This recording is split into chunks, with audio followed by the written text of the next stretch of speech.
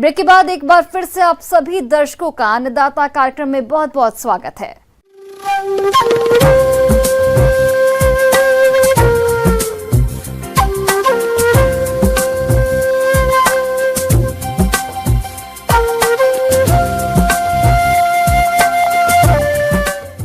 मौसम विभाग के रिपोर्ट पर साप्ताहिक कृषि सलाह इस प्रकार है।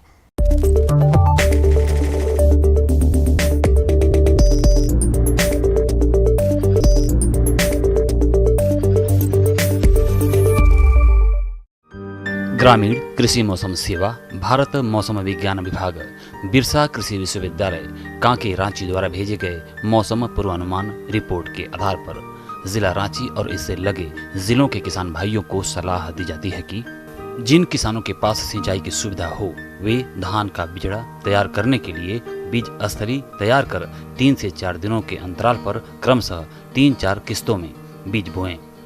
क्योंकि रोपा के समय कादो किया जाता है और ऊंची नीची जमीन रहने के कारण अलग अलग खेतों में अलग अलग जमीन पर पानी जमा होता है एवं रोपा अवधि के दौरान उपयुक्त बिचड़ा उपलब्ध नहीं हो पाता है। बीज स्थली को जमीन की सतह से थोड़ी ऊपर रखें ताकि अधिक वर्षा की स्थिति में बिचड़ा जल जमाव से बचा रहे।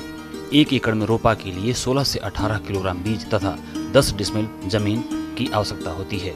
बीज स्थली में 100 kilogram compost, 2.5 kilogram urea, 6 kilogram single super phosphate और 1.5 किलोग्राम म्यूरेट ऑफ पोटाश प्रति 100 वर्ग मीटर की दर से मिट्टी में अच्छी तरह से मिला दें।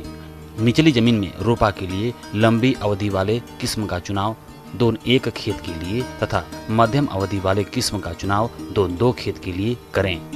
भिंडी की फसल में पत्तियों का रस चूसने वाले कीटों का प्रकोप हो रहा है।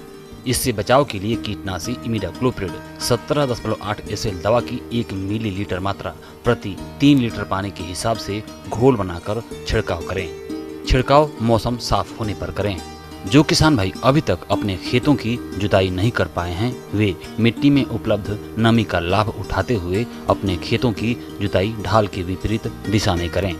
ऊपरी खेतों में वर्षा की अनियमितता को देखते हुए कम अवधि एवं कम पानी की आवश्यकता वाली फसलें जैसे अरहर, उड़द, सोयाबीन, मंडुआ, गुंदली, ज्वार आदि की खेती को प्राथमिकता दें।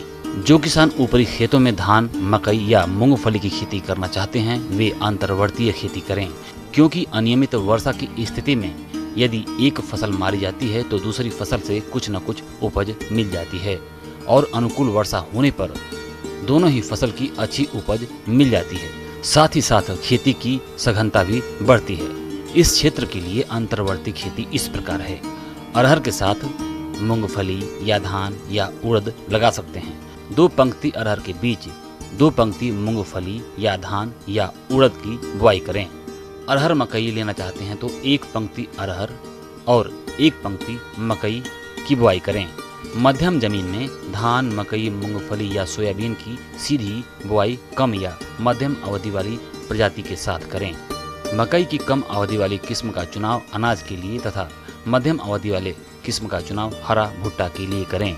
जो किसान भाई बगीचा स्थापित करना चाहते हैं या कुछ फल अथवा लकड़ी का पौधा लगाना चाहते हैं और अभी तक गड्ढा की खुदाई नहीं किए हैं वे अविलंब गड्ढा खोदें और 2 गड्ढों के बीच की दूरी फल या लकड़ी के वृक्ष के लक्षण के अनुसार रखें। जो किसान भाई पहले से गड्ढा बना चुके हैं वे प्रत्येक गड्ढे में 8 से 10 किलोग्राम गोबर की खाद, 2 किलोग्राम करंज की खली, 1 kilogram DAP, 500 gram muriate of potash, 100 gram methyl parathion धूल डालकर भर दें और मानसूनी वर्षा शुरू होते ही किसी विश्वसनीय नर्सरी से मनवांछित पौधा लाकर लगा दें।